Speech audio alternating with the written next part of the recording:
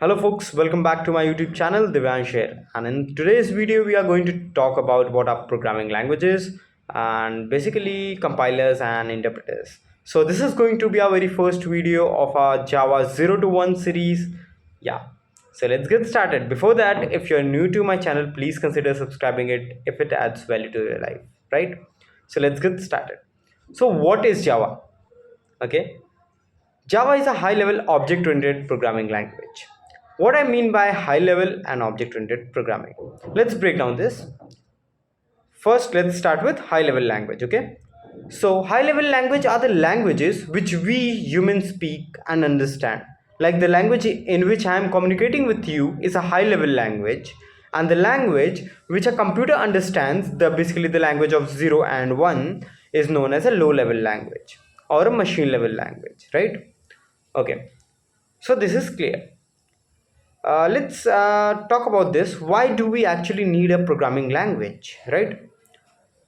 Okay, actually we need a programming language because like there are some complex tasks which are to be done in a given very short span. Okay, so these tasks can be done better by machines or computers than rather than humans. Okay, yeah, so basically a programming or a computer program is nothing but it's just a set of instructions which we give to our computer to perform a specific task. Okay, but the problem is computer understands a low level language, and the language which you or as a we as a human understand is a high level language. It's something like someone knows, let's say, Tamil and you know Hindi, right? So how are you going to tell that person who understands Tamil, not Hindi, to perform something, or how basically you are going to have a conversation with him, right? So you need someone as an intermediator. Something similar problem is faced with computers, okay, in programming. So make this very clear that the computer understands a low level language and we as a human understand a high level language. And the program is basically a computer program is a set of instructions which we give to our computer to perform some operations or task. Okay.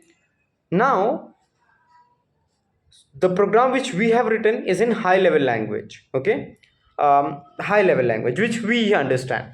Now for a computer to understand that particular language, it needs to be converted to a low machine level language or a low level language, right? Okay, let's take this like with an example.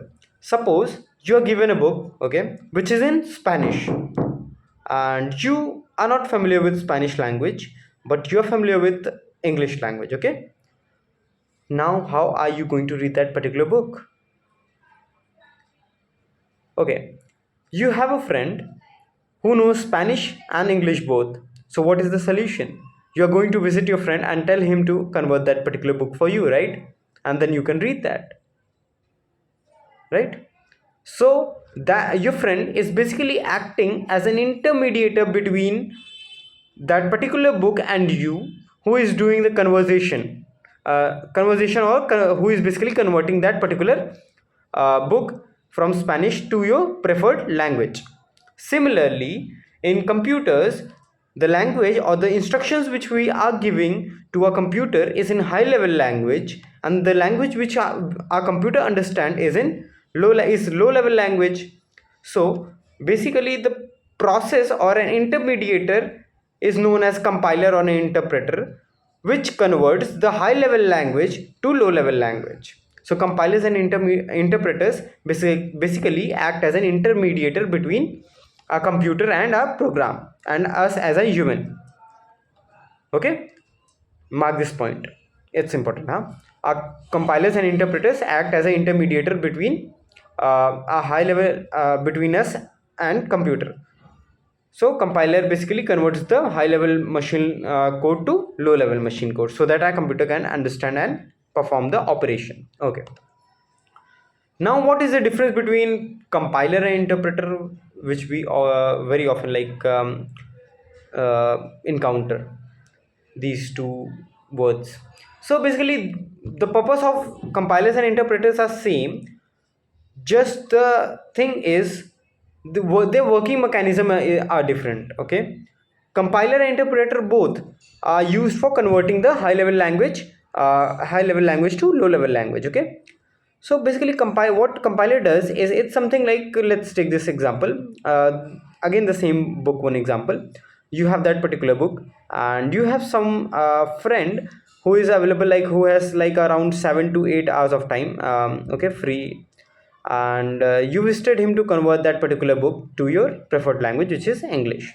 Now your friend said, like, I am having around 7 to 8 hours, I am going to convert this entire book in one go, like I'll dedicate 7 to 8 hours entirely and convert this entire book today only. Okay, whereas you have second friend whom you visited and asked him to convert the book, and he is very busy. So what he says is, he says like, today I'm going to convert one page for you.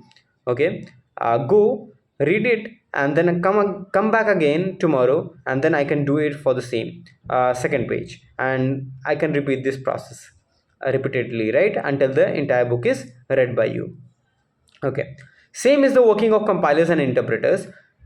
Compilers, basically what it does is, converts converts the entire program in one go to a machine level language. Okay, in compilers, what happens is, the conversion of the entire code is done in one go, okay, to machine level language. But whereas in interpreters, what happens is, our single line gets converted to low level language and executed, and after that, like, basically the compilation or the conversion in interpreter happens at single line. Okay, whereas in compilers, what happens is, the entire program gets converted in one go. Okay, so this is one difference. This is basically the difference in the working mechanism of compilers and interpreters. It's important to understand. I'm repeating it again. Compilers basically converts the entire code to machine level language in one go, whereas interpreters convert a single line at a time. Okay, yeah, cool. Now the second point to note is compilers. Okay, let's go back to our example. So basically, compiler is your friend who does the entire book conversion in one go, right? And interpreter is your friend who basically asks you to come, like day after day, like he does the conversion in only single page conversion in a day. Okay, so what do you think, who is going to take more time, the conversion of entire book at one go or a single page each day?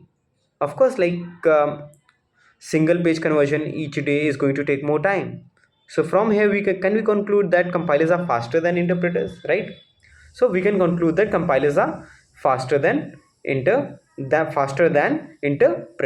Okay, now the second point to note is, okay, think about whether in compiler or in interpreter, which is easy to find the error or debugging. Okay, basically I'm saying, like, in compiler or interpreter, where is it easy to debug or to find the error?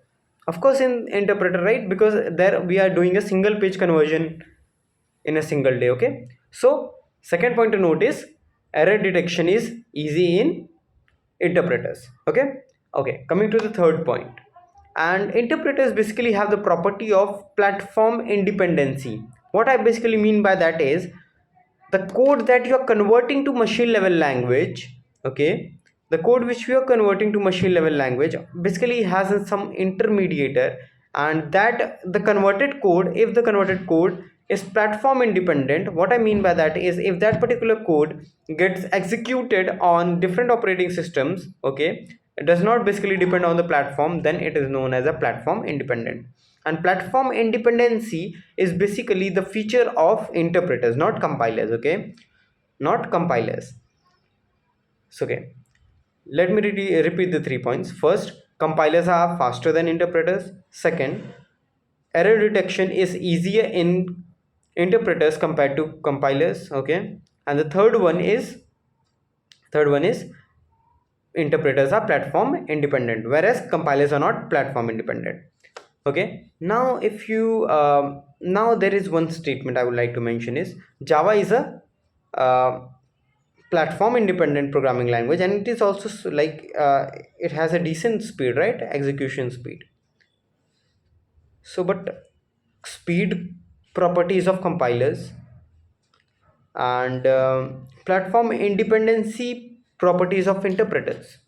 Okay, but Java is a compiled language. We often listen like Java is a compiled language.